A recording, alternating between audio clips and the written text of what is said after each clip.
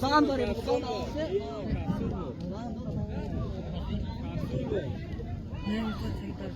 Ben muhtar ya gibi ama. Ya kapsül aldı ya kapsül aldı tabii ya. Ben buraya kadar yapıyorum ya. Tamam iyi güzel kalmış diyor. Kalmış mı?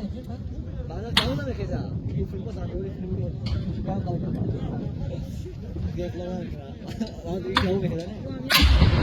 Aferin de çıkaracağım. Aferin kalbini. Aferin nazar neresi taşak çıkaracağım. İşte bu. Maaşı şunlar konuşacağım dönüyor. Bu maaşı kaçlar abi kaçlar. Daha bir kısmından anladım ben ya. Çuval ya diyor. Ha, kahve. Tamam, kapak çıkar.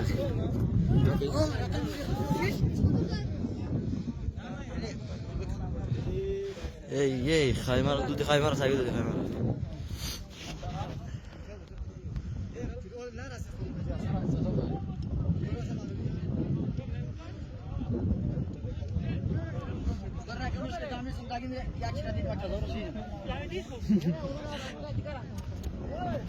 Film lagi.